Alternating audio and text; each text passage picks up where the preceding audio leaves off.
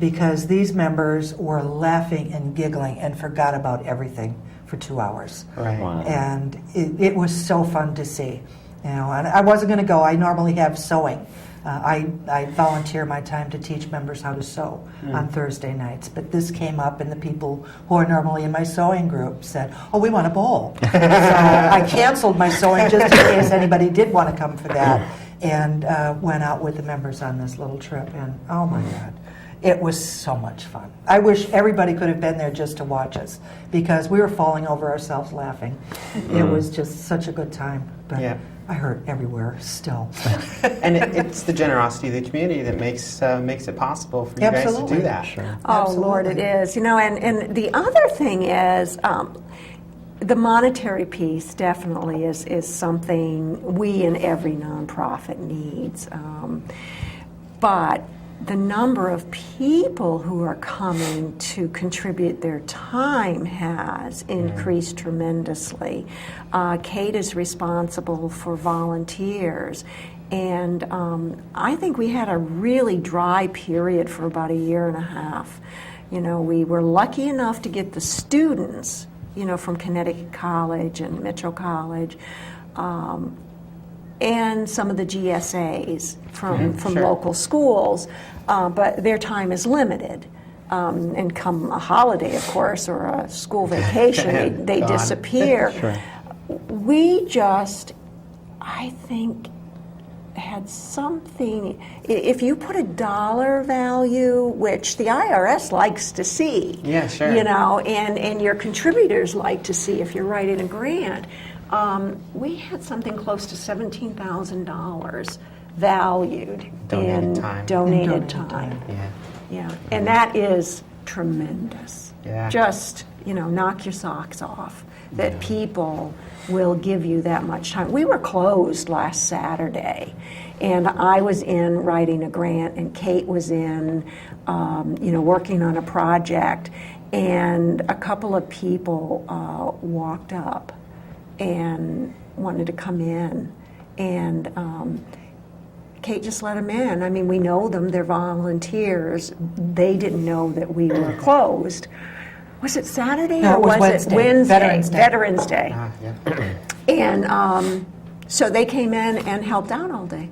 It was just tremendous, Yeah. you know, so. We had the canvas started for World AIDS Day. Every Yeah. year we do, I don't know, like 4 a by 6. 4 by 6 Yeah, canvas. canvas. And one of the students from Con is an art person. Oh, So she did it, we're having a tree this year, like a tree of life, and we will have some red ribbons on it, and of course red ribbons on the ground for those that we have lost.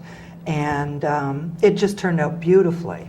And then there's the slogan on the bottom for this year, and then people will sign. People who come to World AIDS Day can write a message to whomever they want Yeah. on the canvas. Health care is a right, not a privilege. That's you our know, slogan. is our slogan. Yeah. Yeah, so. Yeah. And then we had some trees that members did at a retreat, I don't know, a few years ago. I had never seen this painting, but it was a long sheet, and people painted on either side of the canvas. And we cut that up and made another quilt out of that we will probably carry Oh, yeah, I'm sure. in the march. But it's all these different trees that everybody painted, and the art therapist that was with us at the time, and all of the members and some of her assistants that were at the retreat with her. It's beautiful, and it's inspiring when you see things like that. That's why when the art budget was cut and somebody needed to fill in on days, I said, if anybody's interested in learning how to sew, I'm happy to do that. And we can make a quilt together. Sure. We're making table runners for the holidays. We're making little draft dodgers that you can put under your door or on a windowsill where you have a drafty window. We have a drafty window. We have a lot of drafty windows.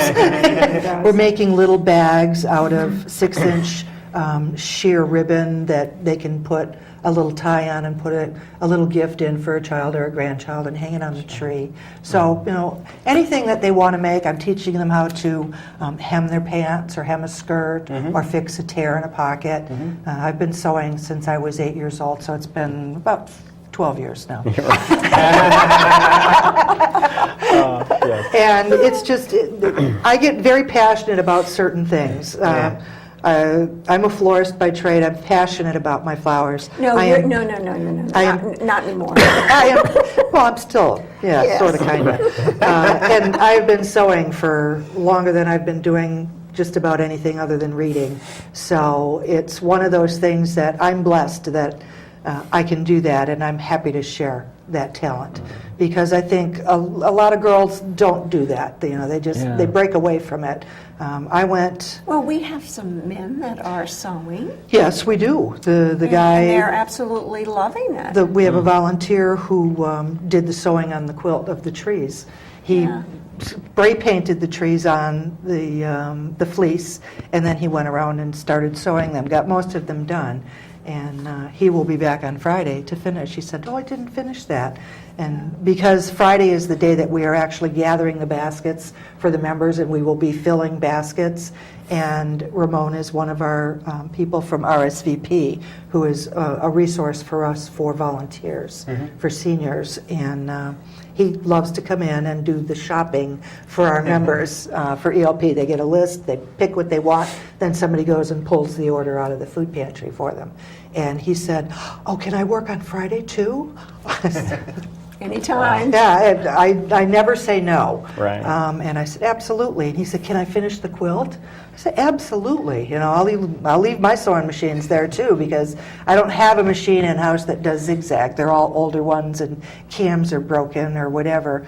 But they certainly do great straight stitching. We have some beautiful sewing machines. But I bring in 2 from home every week. One that I've had for over 40 years. That I bought.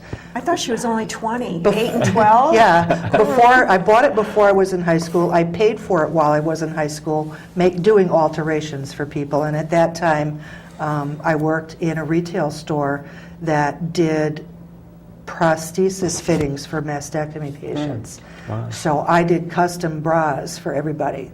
And that was a real learning experience for me at 16 to learn what women were going through. And there was a woman who was only in her late 20s who had a 2-year-old boy that just broke my heart.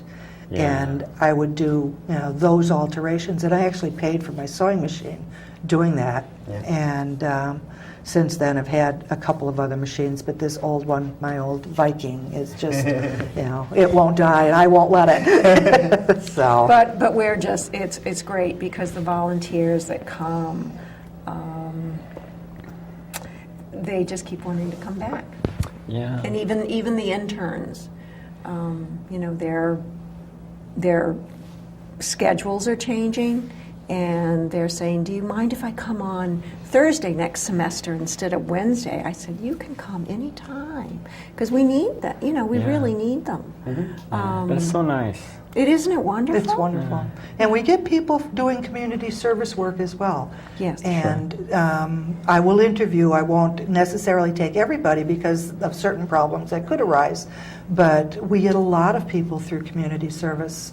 Anna Sullivan, I believe is her name, in the court system that sends people our way. And they're wonderful volunteers. We actually have someone that wants to participate in this conversation. All right. Shall we take this? Yeah. Good evening, nlcTrans. You're on the air. Hi, it's Tambria. Hi, Tambria.